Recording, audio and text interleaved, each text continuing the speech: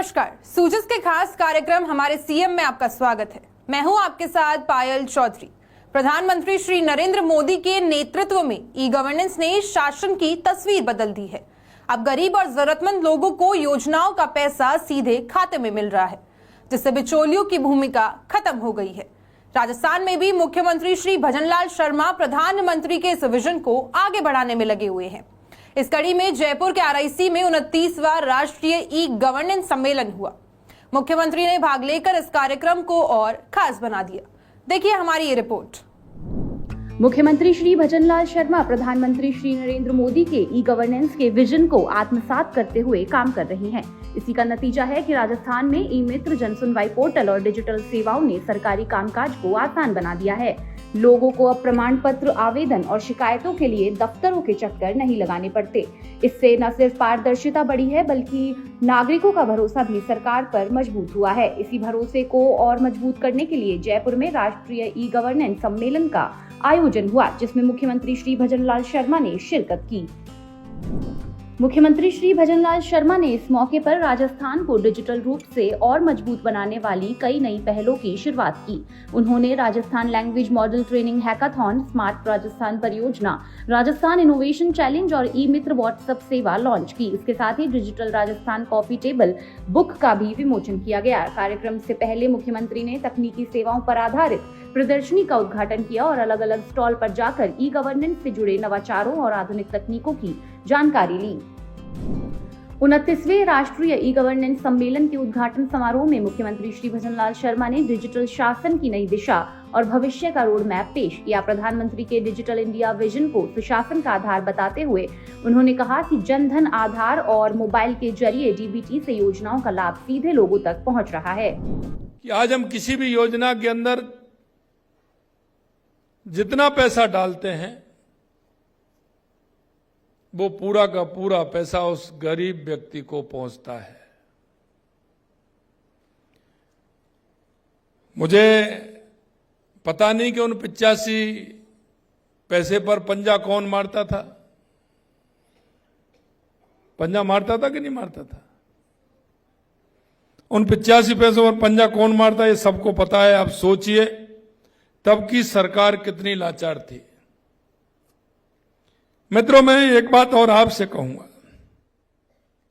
2014 के बाद देश के यशस्वी प्रधानमंत्री नरेंद्र मोदी जी ने बनते ही तकनीकी का प्रभावी उपयोग कर उसे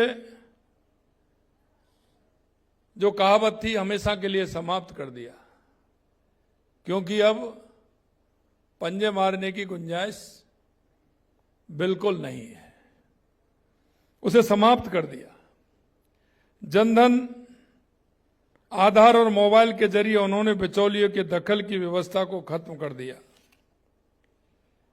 DBT के माध्यम से उन्होंने ये सुनिश्चित किया कि सरकार की हर योजना का लाभ सीधे लाभार्थी के खाते में पहुंचे।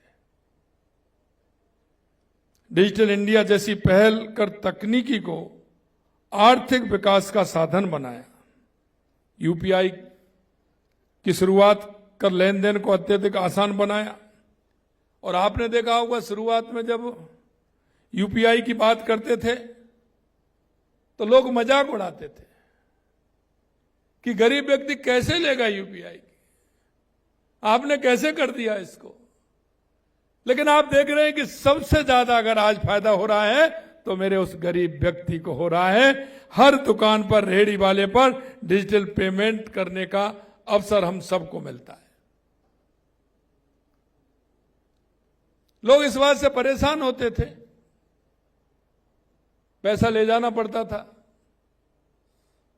दुकानदार को चिंता और होती थी, रेहड़ी वाले को भी चिंता रहती थी, छोटे दुकानदारों को चिंता रहती थी कि दिन भर का उनका जो पैसा एकत्रित होता था, सामान बेचता था, कहीं घर सुरक्षित जल्दी पहुंच जाए तो वो ठीक है। लेकिन आज ऐसी कोई उसको चिंता नहीं है। लेकिन आज छोटी से छोटी दुकान और ठेले पर भी UPI पेमेंट की सुविधा का उपयोग किया जा रहा है। भजनलाल सरकार ने राजस्थान AI/ML पॉलिसी 2026 लागू की है। इसके जरिए AI के उपयोग से प्रशासन, शिक्षा, स्वास्थ्य, कृषि और उद्योग समेत कई क्षेत्रों में क्रांतिकारी परिवर्तन आए हैं। मुख्यमंत्री ने बताया कि राज्य सरकार ने AI and quantum computing machine की भी शुरुआत की है। इसके साथ ही उन्होंने प्रदेश में विकसित हो रहे स्टार्टअप कल्चर की भी जानकारी साझा की। हमने राज्य में राजस्थान AI ML पॉलिसी 2026 लागू की है। इस नीति से AI का उपयोग प्रशासन, शिक्षा, स्वास्थ्य, कृषि एवं उद्योग सहित विभिन्न क्षेत्रों में व्यापक रूप करने का आधार तैयार हुआ है। ABGC XR पॉलिसी लागू कर एनिमेशन, गेमिंग, विजुअल इफेक्ट्स और उभरती डिजिटल तकनीकों में युवाओं के लिए नए अवसरों का मार्ग प्रशस्त किया है। AI एवं मशीन लर्निंग की बढ़ती उपयोगिता को देखते हुए AI एवं क्वांटम कंप्यूटिंग मिशन शुरू किया गया है। यह मिशन राज्य में तकनीकी नवाचार को बढ़ावा देने, युवाओं को भविष्य की तकनीकों में दक्ष बनाने तथा डिजिटल परिवर्तन को नई गति प्रदान करने की दिशा में एक महत्वपूर्ण पहल है। राजस्थान आज देश के अग्रणी स्टार्टअप राज्यों में तेजी से उभर रहा है। पिछले 2 वर्षों में राज्य में स्टार्टअप की संख्या 4000 से बढ़कर के 8500 से अधिक हो गई है। स्टार्टअप निवेश 250 करोड़ रुपए से बढ़कर के 1000 करोड़ रुपए से ऊपर पहुंच गया है। स्टार्टअप द्वारा सृजित रोजगार का आंकड़ा 22,000 से बढ़कर 47,000 से अधिक हो गया है। नवाचार को प्रोत्साहित करने के लिए राज्य में 9 इंक्यूबेशन सेंटर और 65 लॉन्च पैड स्थापित किए हैं। आई स्टार्टअप कार्यक्रम के माध्यम से हजारों युवाओं को उद्यमता से जोड़ा गया है तथा स्टार्टअप को वित्तीय सहायता प्रदान की गई है। हमारा प्रयास केवल शहरी क्षेत्रों तक सीमित नहीं है। ग्रामीण एवं स्कूली स्तर पर नवाचार संस्कृति विकसित करने के लिए 65 I start launch pad nest स्थापित किए गए हैं। इनके माध्यम से 1,28,000 से अधिक विद्यार्थियों को नवाचार और उद्यमिता से जोड़ा गया है। सूचना प्रौद्योगिकी एवं संचार मंत्री कर्नल राज्यवर्धन राठौड़ ने कहा कि प्रधानमंत्री श्री नरेंद्र मोदी के नेतृत्व में 2014 से जेम ट्रिनिटी को शुरू किया गया। आज दुनिया में सबसे ज्यादा कैशलेस ट्रांजैक्शन UPI के माध्यम से हमारे देश में हो रहे हैं। उन्होंने कहा कि हमें ऐसी व्यवस्था बनानी है जिसमें आमजन की सभी जरूरतें तेजी से पूरी हों। प्रधानमंत्री मोदी जी ने अपने कीनोट एड्रेस में कहा कि जो ई-गवर्नेंस है उसमें E stands for efficiency, effectiveness, empowerment, easy and equity. एक गवर्नेंस का नया मॉडल जहां पे सरकार सरल हो, तेजी से काम करे, सबके लिए फेयर और जस्ट हो और कम लागत में काम करे, एफिशिएंसी। 2026 के वर्ल्ड गवर्नमेंट समिट के एडिशन के अंदर एक प्रश्न उठा इसी फरवरी में,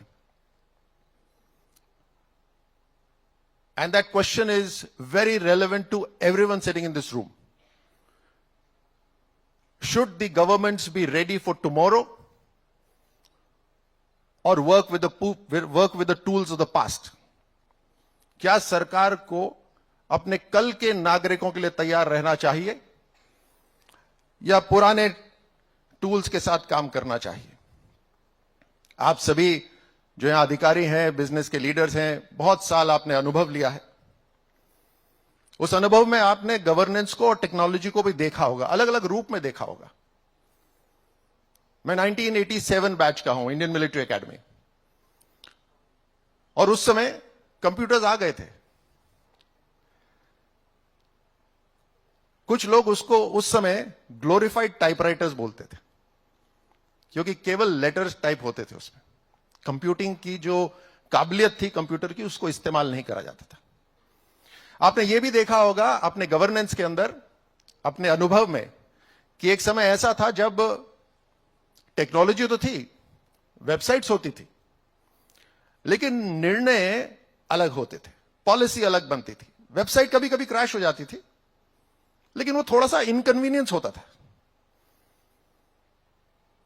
there is a difference between governance supported by technology and e governance.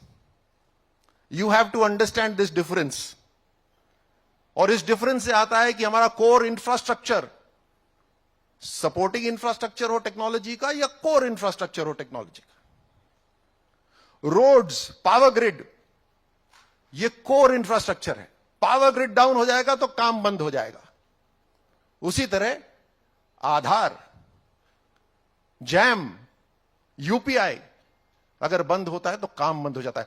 Today governance has moved into core infrastructure and it is with the vision of Prime Minister Modi ji in 2014 that he moved in that direction, जहां सबके खाते खुलने शुरू हुए, जनधन, आधार और mobile को जोड़ा गया.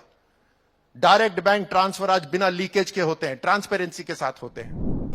ई गवर्नेंस के जरिए सरकार अब जनता के और करीब आती दिख रही है. राजस्थान में डिजिटल सेवाओं के विस्तार और नई तकनीकों के इस्तेमाल से न सिर्फ कामकाज तेज हुआ है बल्कि लोगों का समय और मेहनत भी बच रही है. जयपुर में हुए इस राष्ट्रीय ई गवर्नेंस सम्मेलन ने एक बार फिर ये साफ किया है कि आने वाला समय पूरी तरह डिजिटल और पारदर्शी शासन का है. सूजस के खास कार्यक्रम हमारे सीएम में फिलहाल के लिए इतना ही. फिर मिलेंगे किसी और विकास की कहानी के साथ. तब तक के लिए देखते रहिए सूजस समाचार. हमारे चैनल को लाइक, सब्सक्राइब और शेयर करना ना भूलें. धन्यवाद.